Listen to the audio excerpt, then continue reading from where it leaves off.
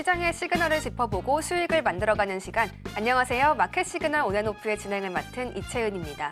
미국의 물가 지표가 발표된 이후로 어제는 우리 시장이 빨간불을 켜줬었는데요. 하지만 오늘은 출발 당시부터 시장의 분위기가 좀 가라앉아 있습니다. 주말을 앞두고 양시장이 모두 약세를 보이고 있기 때문에 이 투자자들의 심리가 무엇일지 전문가님의 분석이 필요해 보입니다. 환율은 현재 1,454원 부근에서 움직이고 있습니다. 안정세를 잘 찾아갈 수 있을지 주목해 봐야겠고요. 오늘은 원자력 또 해적 케이블, 자동차 부품 관련주들이 힘을 내주고 있습니다. 오늘 예병군 전문가님과 함께 해보겠습니다. 인사 먼저 드리겠습니다. 전문가님 어서 오세요. 네, 안녕하세요. 네, 반갑습니다. 오늘 앵커님 없이 완전 빨강빨강이네요. 그죠? 시장이 빨개졌으면 좋겠어서. 네. 진짜 상한가 가는 그런 기분을 막 느껴요. 아, 진짜요? 네. 진짜 우리 시장도 빨갛게 됐어요. 제가 제일 좋아하는 빨강색이에요. 그래요? 그러니까 이게 좀 약간 칙칙한 빨강색이 아니고 굉장히 새빨강색.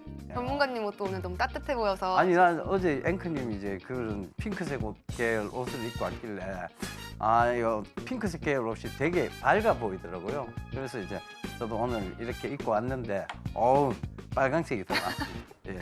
네, 감사합니다. 오늘 예병군 전문가님과 시장 흐름도 쭉 살펴보도록 하겠습니다. 그 전에 개장부터 현재까지의 흐름 먼저 짚어드리면서 시황 함께 살펴보도록 하겠습니다. 지수 먼저 보실까요? 현재 양 시장은 파란불이 켜져 있습니다. 모두 내리고 있는 가운데 코스피가 0.34% 내리고 있고요. 2,518선에서 거래됩니다. 코스닥은 0.09% 약 보합권입니다. 723선에서 거래 이어가고 있는데요. 수급 상황도 함께 살펴보시면요. 현재 코스피 시장 같은 경우 개인만이 사들이고 있습니다. 4천억 원 넘게 강하게 사들이고 있는데 어제 들어왔던 외국인의 수급이 빠졌다는 점은 참 아쉬운 부분이기도 합니다. 코스닥 같은 경우에는 개인과 기관이 동반으로 사들이고 있는데요. 개인의 매수세가 강한 반면에 기관은 약하게 매수가 들어오고 있어서 이 부분은 조금 더 체크해 봐야겠습니다.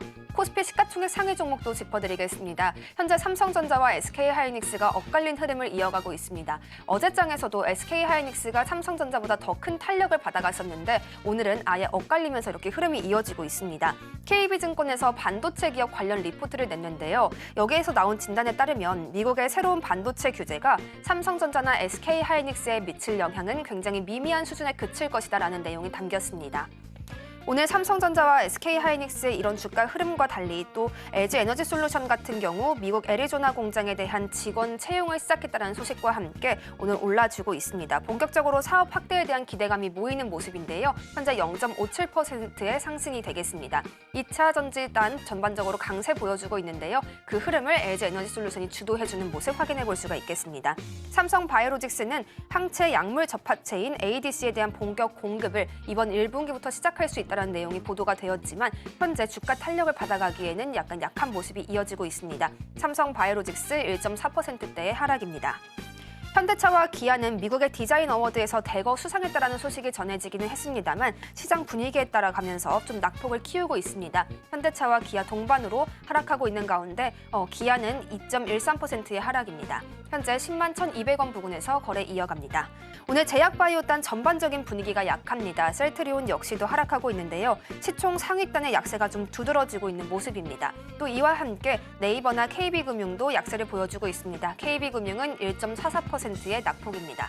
코스닥 시장도 함께 보겠습니다. 현재 알테오젠 박스권에서 움직임이 지속되고 있습니다. 오늘 같은 경우 2% 넘게 빠지면서 그 약세가 좀 두드러지고 있는데요. 30만 5,500원에서 거래 이어갑니다.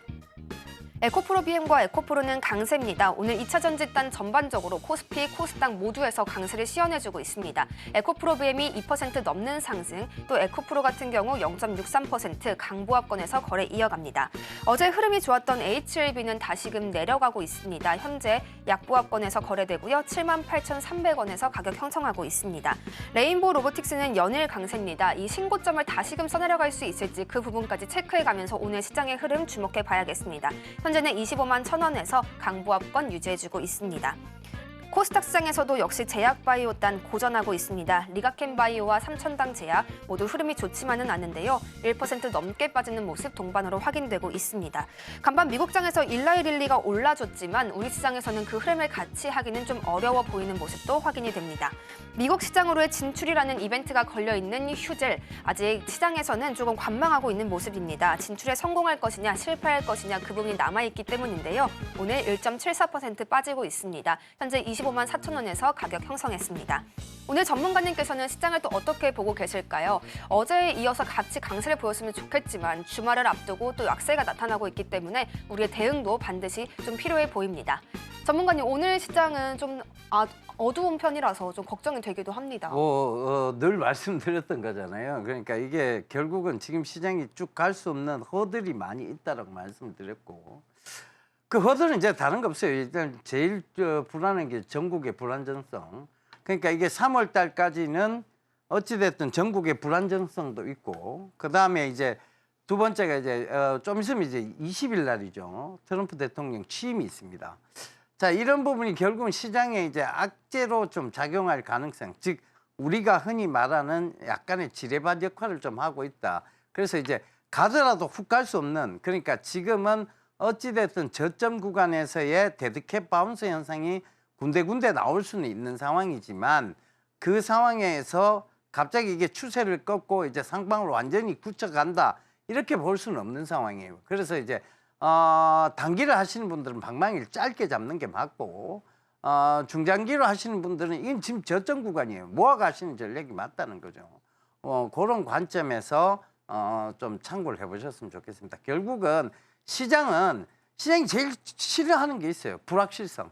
이 불확실성이 시장에서 존재하는 한은 올라도 크게 못 오르고, 그다음에 하방 압력에서도 어느 정도의 지지선은 지금 구축할 수 있는 것은 결국은 환율이 지금 뭐 전국에 대한 불확실성 중에서 윤석열 대통령이 일단은 뭐 구속이 됐죠. 뭐 지금 아직 그 구속 영장이 발부가 된 건 아닌데 지금 아직 구인 상태가 된 상황이에요. 그러니까 이제 이런 과정이 이제 불확실성이 어느 정도 조금 해소됐다고 보니까 환율이 조금 떨어져 주면서 하방 경직성은 보이고 있다.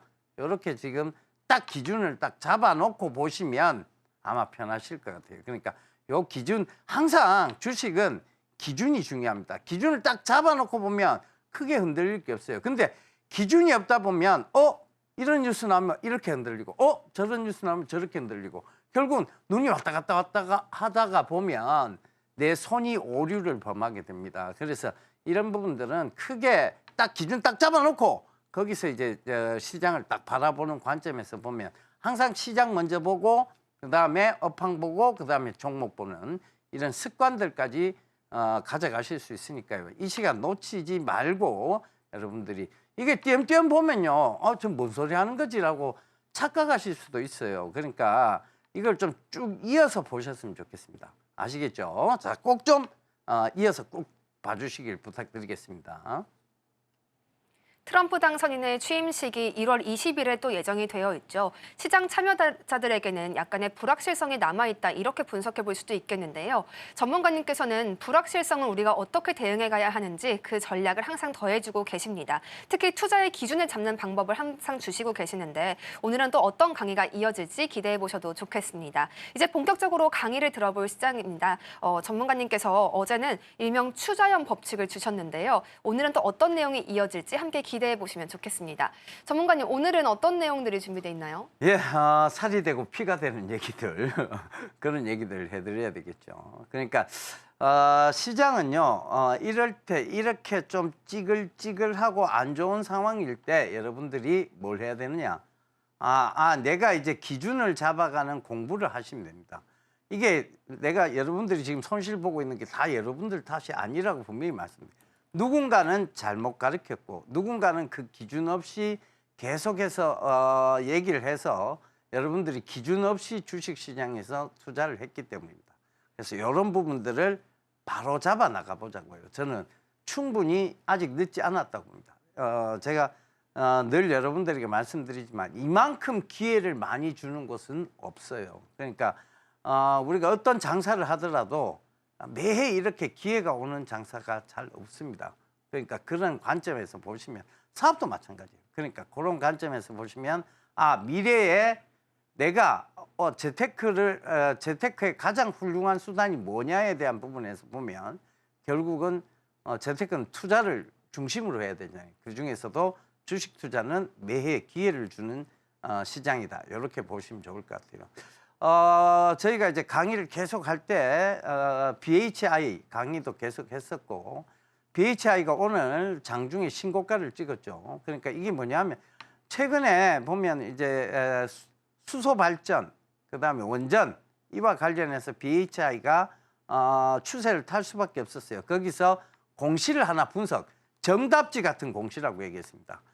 그 정답지 같은 공시를 하나 분석했는데 그게 이제 다국적 다국적 회사와 첫 거래였어요. 그런데 그 다국적 회사는 쿠웨이트, 카타르 이런 중동하고의 중동에 있는 다국적 회사예요. 그러니까 그 첫 계약이라는 것은 결국은 앞으로 더 많은 계약을 이끌어낼 수 있다. 이렇게 볼 수 있었겠죠. 그 다음에 그와 관련해서 최근에 이제 또 SMR, 스몰 모듈러 리액터에 대해서 한전산업 요거 얘기 드렸는데 한전산업이 오늘 장중에 거의 25% 이상 상승하는 그런 모습들을 보였습니다. 그러니까 결국은 어디에 해답이 다 나와 있어요?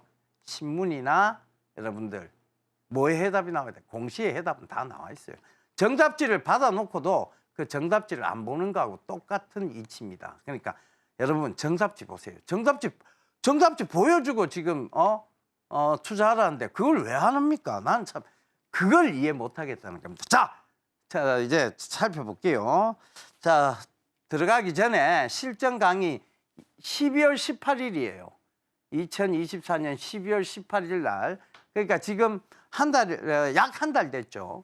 그 한 달 전에 공시 짚었는 게 이 BHI의 공급 계약이었습니다. 500억 정도 되는 공급 계약이었고, 그죠? 그 다음에 그 공급 계약의 그 상대가 누구냐? 알가님 인터내셔널 제네럴 트레이딩. 요거 얘기 딱 들으니까 우리 앵커님한테 내가 질문을 했어요. 그때 요거 무역회사 같아 보이죠? 이렇게 질문을 했었어요. 기억나시죠? 그죠? 자, 요 회사는 구글링을 해보니까 제가 뭐라고 말씀드렸냐면 다국적 회사다. 이렇게 얘기를 드렸어요. 다국적.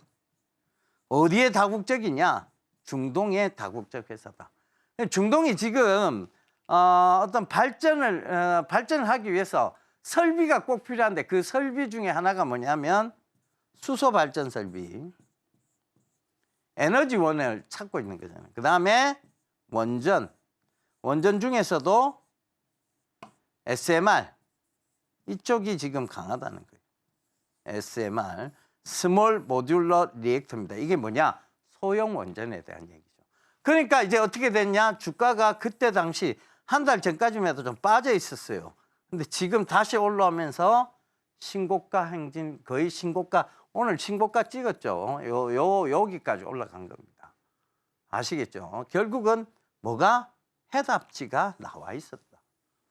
이게 첫 계약이라고 했잖아요. 퍼스트. 첫 계약인데, 그럼 첫 계약으로 이 다국적 회사하고 첫 계약을 했다는 건 뭐가 생길 수 있다?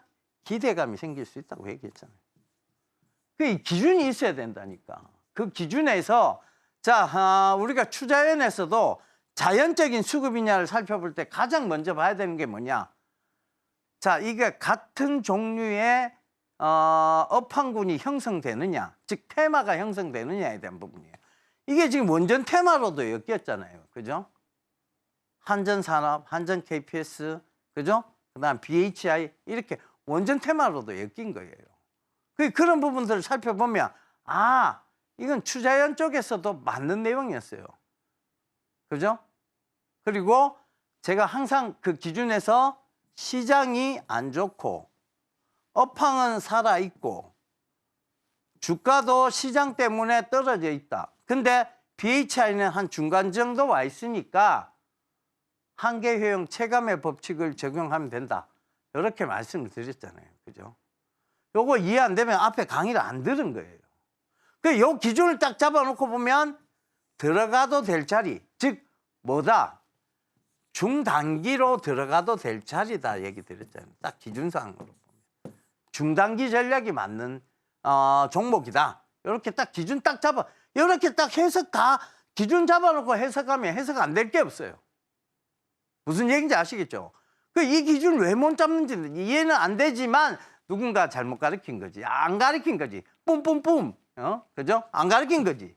그러니까 그걸 지금 여러분들 꼭 좀 참고하셨으면 좋겠습니다. 자, 그래서 여기까지 잡았고 뭐 오늘 강의를 본격적으로 시작해 보도록 하겠습니다. 자, 다음 한번 볼게요. 자, 이제 중장기 나왔습니다. 단기는 이제 추자연이지. 그건 끝났어요. 그죠? 추자연이지. 이미 저번 강의까지 끝났어요. 그다음에 이제 중장기. 중장기는 뭐다? 효미, 시방, 근접, 재상가다. 뭐 욕합니까? 라고 얘기. 그거 아니에요. 효미, 시방, 근접, 재상가는 앞 글자만 딴 거예요. 요 9가지입니다. 9가지. 9개만 검증하면 된다. 9개만 검증하면 뭐 겁날 게 없어요. 무적이니까. 그죠? 그래서 그 무적이 뭐냐를 이제 한번 살펴보자. 중장기는 제일 중요한 게 산업의 성장성이에요. 이 산업이 성장하고 있다, 안 하고 있다가 제일 중요한 거예요. 기준을 딱 잡아놓고 보시라니까요. 산업의 성장성이 있다, 없다, 기준을. 자, 배터리 업황, 산업의 성장성이 있어요, 없어요? 있죠. 근데 왜 배터리주들이 요새 못 갑니까? 배터리주들이 워낙 좀, 자, 사람이 그래요. 자, 이렇게 생각해 봅시다. 우리가 한참 대학교 다닐 때 장충동 왕족발. 그죠? 장충동 왕족발 먹으러 많이 갔잖아요. 그죠? 장충동에 족발집이 뭐 수도 없이 많이 들었었어요. 그 근처로. 그죠? 근데 이제 처음에 이제 원조집들은 몇 군데 안 되죠. 그 원조집들이 생겼다가 장사가 사람들이 족발 먹으러 많이 오니까 족발이 고물봉 형성되고 그러니까 족발집이 수두룩하게 수두룩빽빽 바로 옆집 다 족발집이야. 이렇게 되면 뭐가 생겨요? 경쟁이라는 게 생기죠. 똑같아. 배터리 업황도 막 경쟁이 생겼어요. 우리 배터리 업황이 그렇게 좋대. 그러면서 이제 막 중국도 하고, 그죠? 테슬라는 지 배터리 지가 직접 만든다고 하고. 그러니까 이게 전부 이제 경쟁이 생긴 거지. 그러다 보면 내가 경쟁에서 경쟁력을 키우려고 하면 뭐 품질은 비슷비슷해 보이는데 품질이 높거나 안 그러면 뭐를 낮춰야 돼요? 가격을 낮춰야 돼요. 가격을 낮추면 뭐가 돼요? 치킨 게임이 돼요. 치킨 게임. 이 치킨 게임이라는 경제학 용어인데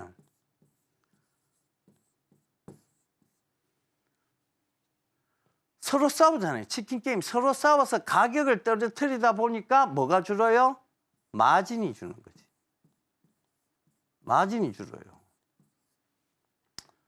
그럼 이게 고도의 경쟁화가 돼버리면 산업의 성장성이 어떻게 떨어지는 거죠. 왜? 가격을 자꾸 낮춰야 되니까. 경제학에서 한번 살펴보자고요. 부가가치가 높은 게 좋습니까? 부가가치가 낮은 게 좋습니까? 부가가치가 높은 게 좋죠. 부가가치가 높으면서 물건이 많이 팔리는 거는 금상첨화입니다. 부가가치가 낮으면서 물건이 많이 팔리는 거 천만다행이에요. 그죠? 부가가치가 낮은데 물건은 많이 팔려요. 이건 천만다행이지. 그죠? 부가가치는 높은데 물건이 적게 팔려요. 이것도 그나마 천만다행이야. 근데 부가가치는 낮아요. 물건도 적게 팔려요. 그럼 이거 뭐야? 설상가상이에요. 엎친 데서 엎친 게. 자, 배터리 정리를 한번 해보자고요. 배터리 정리를 한번 해보겠습니다. 요새 배터리에 대해서 되게 궁금해하시는 분들이 많으니까 그거 정리를 해볼게요. 처음에 우리가 이제 리튬 이온 배터리라고 얘기를 하죠. 그러면서 이제 2차 전지, 2차 전지는 2차 전지, 1차 전지 구분이 뭐예요? 충전을 할 수 있다와 할 수 없답니다. 1차 전지는 한번 쓰고 버리는 거예요. 2차 전지는요, 충전을 해서 쓰는 거예요. 그래서 1, 2차 전지의 구분은 그거라고 보시면 됩니다. 근데 우리나라가 이제 강하게 치고 올라온 배터리 쪽에서 품질로 강하게 치고 올라온 게 있어요. 뭐? 삼원계 배터리 NCM, NCA, 니켈, 코발트, 망간, 니켈, 코발트, 알루미늄. 요 삼원계 배터리, 요게 뭐예요? 요거 양극재 소재예요, 양극재. 사실 음극재는 크게 구분이 없어요. 흑연이기 때문에 크게 구분이 없어요. 분리막도 똑같아. 동박이야. 크게 그게 없어요. 가격에 대한 품질에 그게 차이가 없어요. 그래서 이 양극재 소재에서 NCM, NCA 이 삼원계 세 가지 요소가 있다고 해서 삼원계 배터리를 우리나라가 좀 앞서갔습니다. 그 삼원계 배터리의 선두주자가 LNF, 그죠? 그다음에 에코프로, 그죠? 뭐 포스코 퓨처엠, 뭐 여러 가지 회사들이 있었지. 그래서 쫙 치고 갔다니까.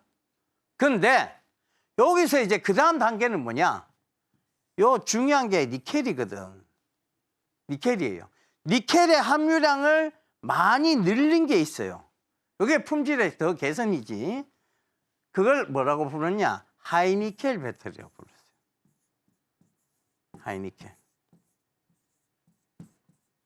이러면 배터리의 수명도 길어지고, 배터리 이제 한 번 충전했을 때 사용량이 길어진다. 즉, 한 번 충전으로 더 많은 킬로를 갈 수 있다고 된 거죠. 그죠?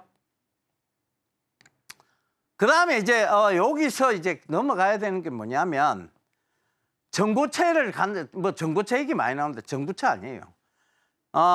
단결정을 먼저 가야 돼요, 단결정. 지금 우리의 배터리들은 셀이 많아요. 다결정이지. 근데 이걸 단결정으로 만들어야만 뭘로 갈 수 있다? 전고체로 가기가 쉬워져요. 아직 이 단계 못 갔어. 전고체 확실한 단계를 못 갔어. 그럼 아직 단계가 많이 남아있다는 얘기잖아. 근데 여기서 뭐가 등장했어요? 여기서 중간에 이 배터리, 하이니켈 배터리, 그 다음에 삼원계 배터리의 가격이 비싸니까 뭐가 등장하기 시작했어요? 싼 가격의 각형 배터리, 각형. 그 다음에 인산철 배터리, 이런 게 등장했어요. 이 철저하게 뭘로 경쟁했어요? 가격으로 경쟁했습니다. 그러니까 어떻게 돼요? 지금 치킨 게임인 거예요. 그래서 지금 당분간 어찌됐든 배터리 시장이 안 좋게 보이나 이건 똑같은 이치예요. 이거를 반도체 쪽으로 가면 똑같은 얘기야. 반도체에서 우리가 어때요? 삼성이나 SK 하이닉스가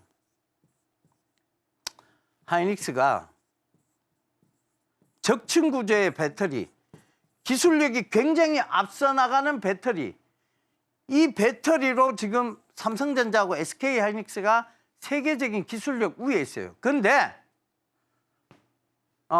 TSMC나 그죠? 이런 회사들이 뭘로 저가의 메모리 반도체 이거를 치고 들어오기 시작한 거예요. 가격 경쟁력이죠. 근데 결국은 AI 인공지능 시대에서는 이 적층 구조의 배터리, 적층 구조의 반도체 이게 필요할 수밖에 없습니다. 그러니까 어떻게 돼요? 결국은 이 시간이 중요하다는 얘기지. 우리가 끌려가면 안 되는데 이게 비즈니스상 자기들이 꼭 필요하면서도 처음에 마치 필요 없는 듯이 얘기를 해서 어떤 정치적인 그거지. 필요 없는 듯이 얘기해서 가격을 깎으려고 드는. 저는 젠슨 왕의 스탠스가 아마 그런 게 아닌가 그렇게 보여집니다. 옛날에 그 상도라는 그 책이 있어요. 거기 이제 거상 임상묵이 등장하는데 거상 임상묵이 이제 그 파는 인삼을 가격을 깎기 위해서 중국인들이 단합을 합니다. 그래서 안 산다 이렇게 얘기를 해요. 그러니까 그렇게 안 산다라고 얘기하면 임상묵이 가격을 떨어뜨릴 것이라고 생각한 거예요. 근데 임상묵이 어떻게 했습니까? 인삼을 불태우기 시작했어요. 그러니까 다시 중국인들이 막 달려오는 거야. 왜 인삼을 불태는 가격 싸게라도 팔면 되는 거 아니냐. 이렇게 얘기를 하니까 싸게 팔 바에는 차라리 태우고 말겠다. 그러니까 그 남은 인삼 가격들이 몇 배로 뛰기 시작하는 거예요. 임산국은 그 태운 인삼보다 훨씬 더 많은 돈을 벌 수 있어요. 결국은 저것들이 필요하면서 마치 필요 없다는 듯한 전략을 취하고 있는 것이 엔비디아의 젠슨 황이 아닌가 그렇게 보여지고 지금 결국은 배터리 쪽도 마찬가지예요. 이렇게 그 기술력으로 앞서가고 있는 우리 민족이 어떤 민족입니까? 예, 기술력으로 앞서가는 민족. 그죠? 우리 민족이 어떤 민족입니까? 예. 정말 배달의 민족 이런 거 말고 배달의 민족이 아니고 우리 민족이 어떤 민족입니까? 정신력이 굉장히 강한 민족이에요. 그러니까 결국은 기술력으로 우리가 앞서가는데 자꾸 굴기를 하는 것 같아서 좀 사실은 좀 안타까워 보입니다. 그죠?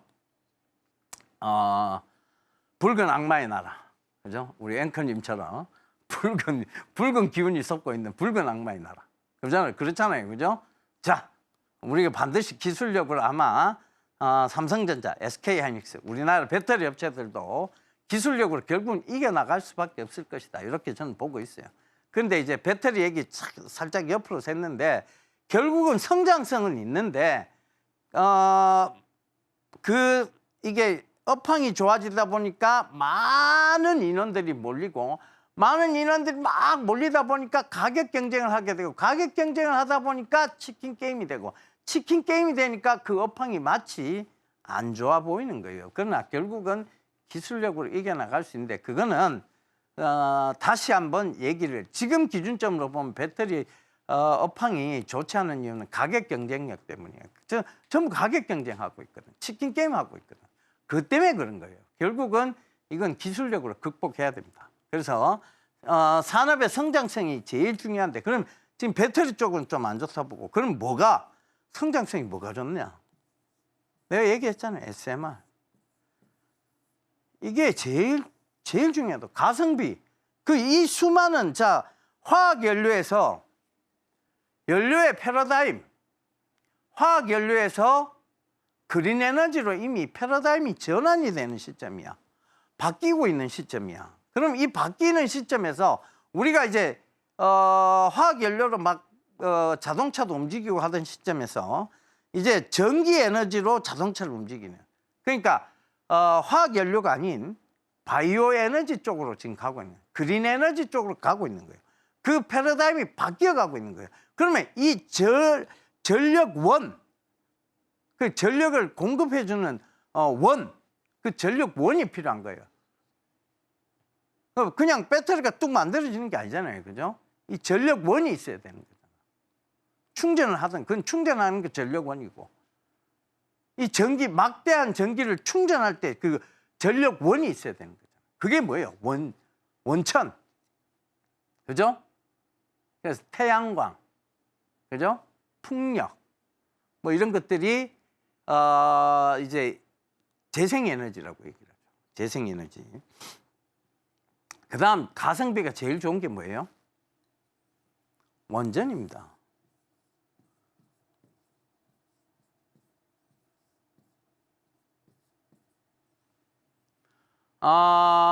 우리가 히토류가 뭐 플라세오디뮴, 네오디뮴 이렇게 얘기를 합니다. 이거보다 더 자원이 많은 게 뭐라고요? 우라늄입니다. 이 우라늄은 뭐? 원전의 재료예요. 원전의 재료. 원자력 발전의 재료입니다. 이게 그렇게 많다니까? 그러니까 원전은 원전이 위험하다고 하니까 소형 원전, SMR, 스몰 모듈러 리액터 쪽으로 지금 온 세계의 기업들, 유수의 기업들, 뭐 롤스로이스, 그죠? 이런 유명한 기업들도 소형 원전이 지금 뛰어들고 영국에 있는 기업들, 그 다음에 독일에 있는 기업들, 이 소형 원전이 막 뛰어듭니다. 그러니까 그런 점들을 참고해 보세요. 오늘 기사도 하나 뽑았는데 그거 좀 이따 보여드릴게요. 거기에도 보면 소형 원전이 앞으로의 어떤 대세가 될 수밖에 없는 거기서 기술력이 가장 앞서가는 쪽이 어디냐? K원전. 그래서 K원전이 지금 굉장히 주목을 받고 있는 거예요. 미국의 트럼프가 대통령이 돼도 K원전 쪽은 네, 강합니다. 그래서 왜? 기술력이 워낙 좋으니까. 그리고 가격 경쟁력도 좋아요. 그런 관점에서. 결국은 이 K원전, 이 성장성은 스몰 모듈러 리액터 쪽이 굉장히 강하죠. 그 다음 또 뭐가 있어요? 성장성이 있는 섹터를 쭉 보자니까, 살펴보자니까. 뭐가 있어요? 제약바이오. 제약바이오. 뭐하고 결부되어진? 위드. 뭐하고 결부되어진? 위드. AI. 인공지능하고 결부되어진 제약바이오. 우리가 이미 초고령 사회로 넘어갔어요. 고령 사회도 아니에요. 이제 초고령 사회로 넘어갔습니다. 언제부터요? 작년도부터. 65세 이상의 인구가 20%를 넘어가 버렸어요. 근데 그 65세 이상이 그냥 65세 이상도 아니야. 어떤 65세냐? 베이비 부머 65세예요. 그 베이비 부머 세대의 65세입니다. 그들이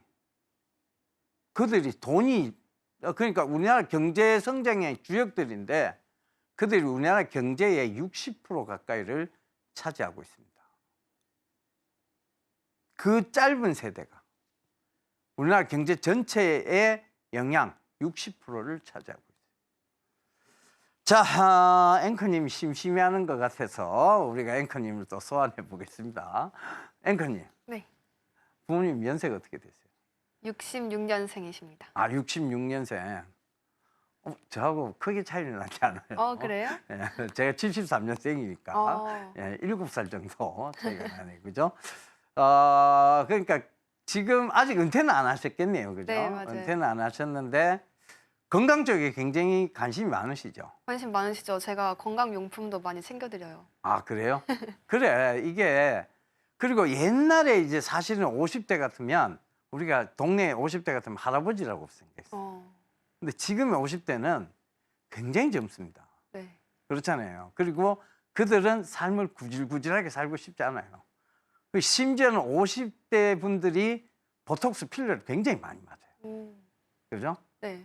나는 굉장히 즐기면서 살겠다. 그죠? 그리고 건강하게 살겠다. 이런 마음들이 있어요. 그분들의 가장 큰 관심거리는 특히 이제 부모님 세대는 그나마 조금 그 젊은 세대고 그 위에 세대들 60세 이상 넘어가시는 분들은 그분들의 꿈은 딱 하나예요. 뭐겠어요? 무병장수. 안 아프고 오래 사는 거. 요거예요.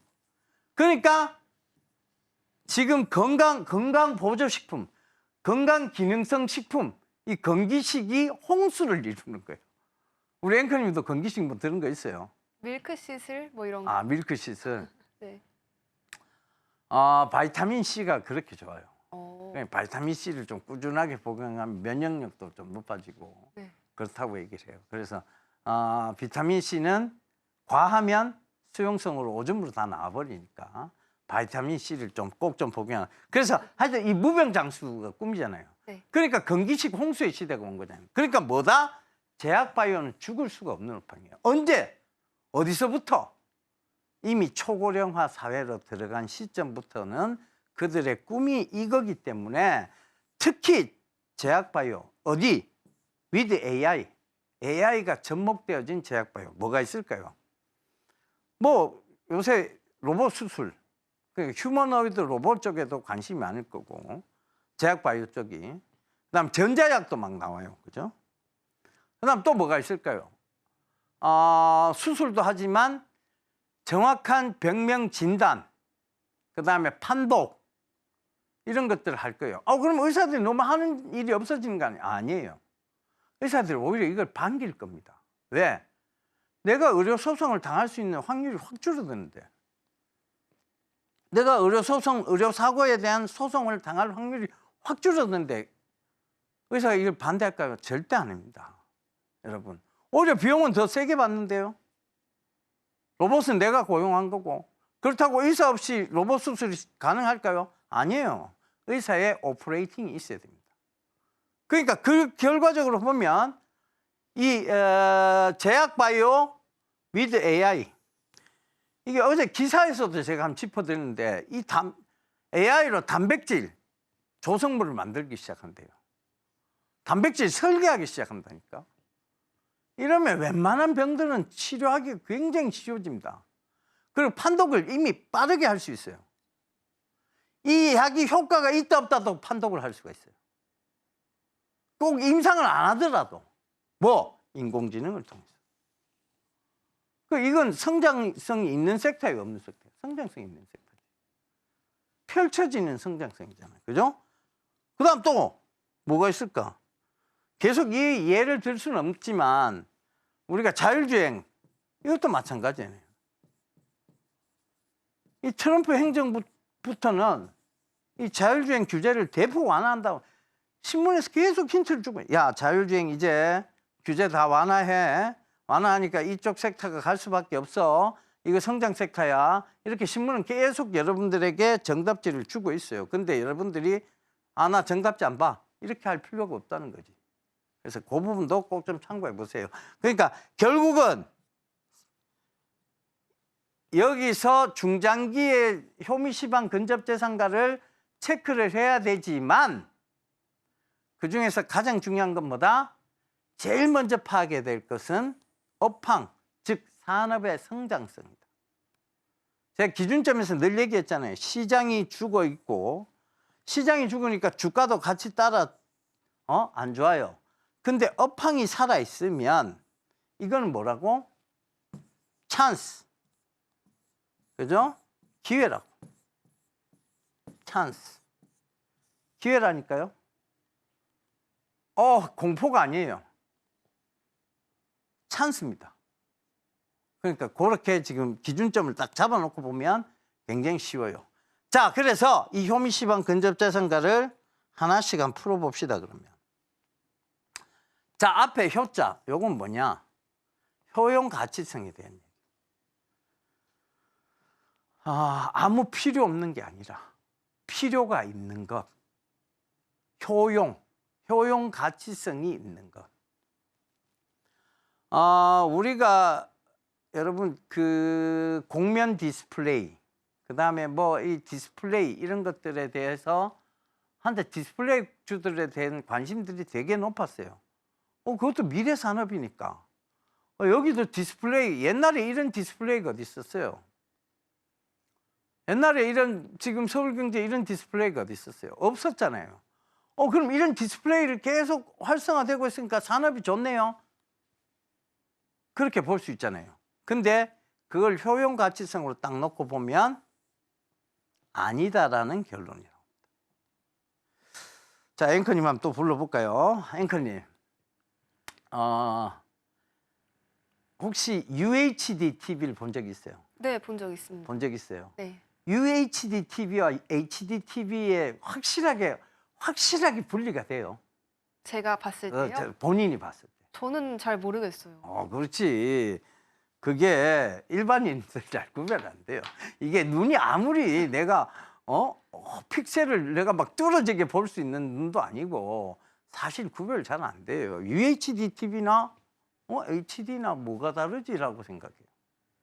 그러니까 그게 디스플레이가 다 그래요. 보면 LED, 그죠? OLED, 그죠? AMOLED, 아몰레드, AMOLED, 그죠? 이거 육안으로 보면 일반인은 구별 잘 못해요. 이게 AMOLED야. 그러니까 이게 화질이 좋은 건 알겠어요. 점점 좋아진 건 알겠어. 근데 이게 뭔 차이지? 근데 가격은 여기서 일로 갚으면 엄청 뛰어요. 근데 돈을 과연 이만큼 주고 LED는 싼데 돈을 이만큼 주고 AMOLED를 살까? 살 것 같아요. 우리 앵커님한테 물어봅시다. 살 것 같아요? 고민 좀 될 것 같아요. 이게 얼마나 가격 차이가 나는지 보면서 직접 보고 차이가 확 느껴지면 살 수도 있겠지만 나는 안 살 것 같아요. 난 차라리 LED를 선택해. 내가 아무리 돈이 많아도 이 차이를 내가 모르겠는데 뭐. 이게 드라마틱한 차이가 있어야 물건의 구매 욕구가 생기는 거잖아요. 맞아요. 그죠? 처음에 LG 디스플레이에서 이 접는 이게 TV가 이렇게 접쳐서 이렇게 쫙 올라와요. 그걸 사러 한 갔었어요. 오, 어때요? 우와 이거 있잖아요. 이 접어서 막 쫙 올라오니까 우와 이렇게 됐어요. 우와 이렇게 됐는데 가격이 얼마였느냐? 1억이 넘었어요. 사겠어요? 못 사요. 아, 못 사는구나. 자, 돈이 있어도 안 삽니다. 왜? 딱 그거 하나로 1억을 투자하기엔 너무 아깝잖아요. 우와, 이거 하나로 1억 투자하기는 아깝잖아요. 그렇잖아요. 그러니까 안 사는 거예요. 뭐가 떨어진다? 효용 가치성이 떨어진다. 효용 가치성적인 측면이 없다는 거예요. 그래서 저는 뭘 투자하나요? 디스플레이 관련주는 아예 투자를 안 합니다. 아예 안 봐요. 내 몇 년 전부터 계속 이 얘기는 뭐 한 4년 전에도 이 얘기했어요. 디스플레이 관련주 보지 마라. 나는 이 효용 가치성이 없다고 본다. 떨어진다고 본다. 그래서 나는 이 관점에서 보면 기준점으로 보면 절대 디스플레이 관련주는 투자 안 한다. 이렇게 딱 얘기를 했던 거예요. 티 봤자 뭐 거기서 그거고. 왜? 우와에 돈을 투자할 수는 없으니까. 그렇잖아요. 그래서 이런 효용 가치성에 더 자세한 얘기는 다른 강의에서 해드리겠습니다. 이게 이 효용 가치성 갖고도 한 2강 정도를 할 수 있어요, 사실은.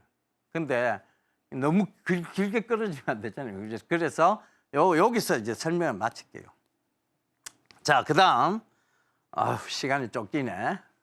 그다음에 자, 효미잖아요. 뭐 미래성이에요. 우리가 흔히 과거 굴뚝산업이라고 얘기하는 것들이 있어요.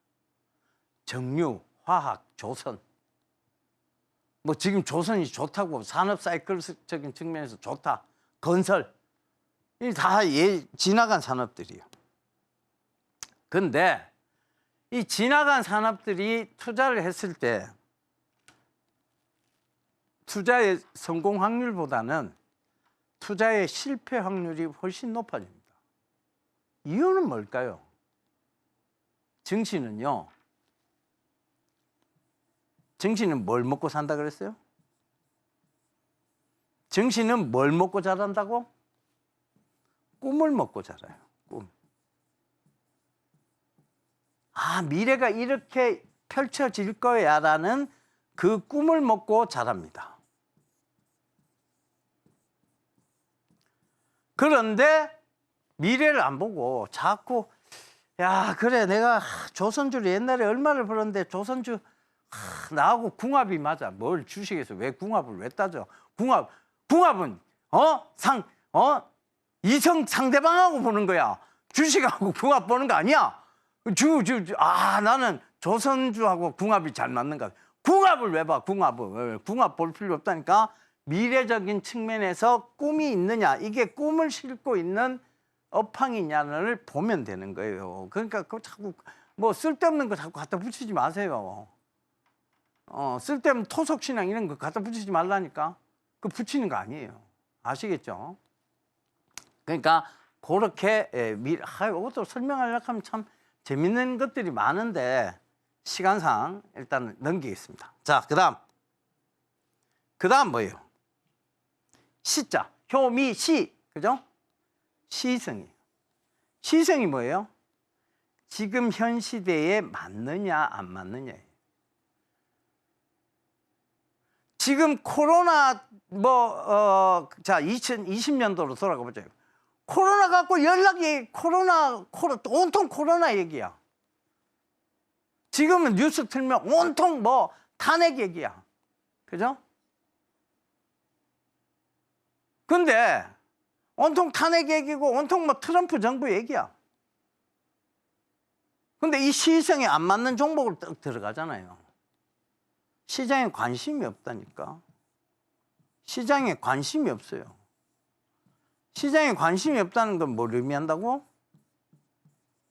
죽은 주식이야. 지금 현재로서는 죽은 주식.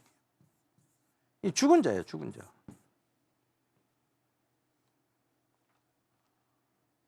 그죠? 시성에 맞는 걸 해야지. 시장이 지금 관심 있는 걸 해야지. 시장이 화두가 되는 걸 해야지. 지금 현재 시장이 관심 있어 하는 걸 얘기해야 되지. 그렇잖아요. 코로나 시대에 엉뚱한 걸 얘기해요. 그 주가가 가겠어요? 전부 온통 코로나에 집중하고 있는데 마스크 주가고 뭐 백신 주가고 그죠? 메신저 RNA 방식, 사백신 방식 이런 것들 막 가고 심장 대세동기 회사들 막 가고 막 가는데 자기 혼자 자동차 얘기하고 있어요. 그죠? 가겠어요? 그 시성에서는 안 맞는다는 얘기죠. 안 간다니까. 왜? 코로나 때 자동차 빠질 만큼 계속 빠졌잖아요. 왜 빠졌어요? 안 타고 다니니까. 외출을 안 하니까. 그죠? 재택근무 막 하고 그러니까 자동차가 팔려요? 안 팔리지. 시성이 안 맞는 거를 하지 말라는 얘기야. 그런데 차트 보면 시성 맞고 안 맞고가 없어. 이걸 살펴요? 차트가 이 효미시를 살펴요? 앞에 자 효용가치성 따져요? 미래성 따져요? 지지성 따져요? 안 따져요. 차트는. 그 차트 어설픈 차트가 되면 안 된다는 얘기야. 아시겠죠? 아유 시간이 없어서 빨리 진행할게요. 자 그래서 효미시까지 했습니다. 시까지. 방근접대상가는 이제 차차 또 하도록 하겠습니다. 다음 주로 미뤄야 되겠네요. 그죠? 자, 숙제는 산업의 성장성을 볼 수 있는 바로미터의 종류들이 있어요. 뭐 여러 가지가 있겠지. 간판, 광고, 뉴스, 신문, 그다음에 공시 뭐 이런 것들 그거를 찾아와 보라니. 바로미터의 종류들을 한번 쭉 짚어보세요. 이건 내한테 숙제 검사 받을 필요는 없어요. 근데 여러분들이 진짜 중장기 투자를 하려면 이 습관이 먼저 들어야 돼요. 산업의 성장성을 볼 수 있는 바로미터들을 계속 체크하는 이 습관이 들어야 된다는 얘기입니다. 그 다음 두 번째, 사회적 현상을 인문학적으로만 이해해야 돼요. 사회적 현상, 지금의 어떤 탄핵 정국에 대한 것을 인문학적으로 이해를 하고 이렇기 때문에 주식시장이 지금 전체적으로 보면 올라가기에는 약간의 불확실성이 존재하는 거라는 걸 깨닫고 이해를 해야만 전체 시장을 이해할 수 있어. 그걸 이해 안 하고 자꾸 단편적으로 이해를. 주식은 종합예술이에요. 단편적으로 이해하면 절대 이해가 안 돼. 아시겠죠? 이 시간이 없어서 빨리 그 다음 넘어가겠습니다. 자, 실전 강의. 반도체처럼 미국 설계. 오늘 실전 강의예요. 한국 제조. 자, 600조 SMR 시장 열린다. 자, 봐. SMR 얘기 계속 힌트 나오고 있잖아. 자, 스몰 모듈러 리액터 이거 성장 산업이야. 효용 가치성 높은 산업이야. 미래 가치성 있어. 그죠? 시성에도 맞아. 이 얘기를 지금 신문은 계속 여러분들에게 정답지를 계속 보여주고 있는데 여러분들은 뭐 SMR 난 몰라. 이렇게 하면 안 된다는 얘기예요. 그 아시겠죠? 이미 600조 시장은 펼쳐지고 있고 여기에서 적혀 있어. 트럼프 시대에도 꽃 피울 것이다. 꽃을 피운다 뭐예요? 산업이 개화할 것이다. 이걸 의미하는 거잖아. 자, 다음 기사 바로 볼게요. 자, 다음 기사가 이거 참 여기에 관련돼서 자, 두 가지 뽑았어요. 하나 한전 KPS 한전 산업인데 자, 추세상 꺾였어요, 안 꺾였어요? 추세 안 꺾였어. 자, 한전산업 추세를 요렇게 자, 이건 일봉이야. 한전산업의 일봉인데 일봉상으로는 추세가 꺾인 건데 주봉이나 월봉을 보면 추세가 꺾인 모양은 아니에요. 추세 추정에서도 추세도 맞는 얘기야. 그 다음에 효용 가치성 맞죠? 미래성 맞죠?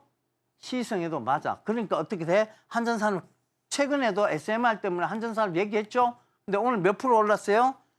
장중 25%까지 올랐어. 최근에 얘기해줬잖아. 정답지를 보여줬잖아. 근데도 왜 안 봐? 보라니까. 정답을 볼 수 있는 그리고 그 기준점을 찾을 수 있는 시간이에요. 다음 주부터 들을 거예요, 안 들을 거예요? 꼭 들으세요. 자, 오늘 강의 여기까지. 딱 끝! 전문가님께서는 늘 중장기 투자의 중요성을 말씀해 주시고 계십니다. 이 성장성을 기반으로 SMR 산업도 우리가 바라봐야 한다는 전망 함께 주셨는데요. 전해주실 내용이 너무 많아서 항상 짧은 방송 시간을 아쉬워하고 계십니다. 전문가님과 방송 시간 외에도 함께 하실 수 있는 방법 하단 자막 참고해 주시면 더욱 좋겠습니다. 오늘 저희가 준비한 내용은 여기까지입니다. 오후장에서도 계속해서 성공 투자 이어가실 수 있으면 좋겠습니다. 본 방송에서 제공하는 정보는 투자 판단에 대한 조언일 뿐 가치 판단과 상승 하락을 보장하지는 않습니다. 또 서울경제TV는 자본시장법을 준수하며 일대일 투자 상담, 유사 수신행위와 같은 모든 불법 사항을 엄중히 금지하고 있습니다. 서울경제TV와 서울경제신문은 당사의 브랜드입니다. 기타 유사 명칭에 유의해 주시길 바라겠습니다. 저희는 월요일 이 시간에 다시 한번 찾아뵙겠습니다. 함께해 주신 여러분 고맙습니다.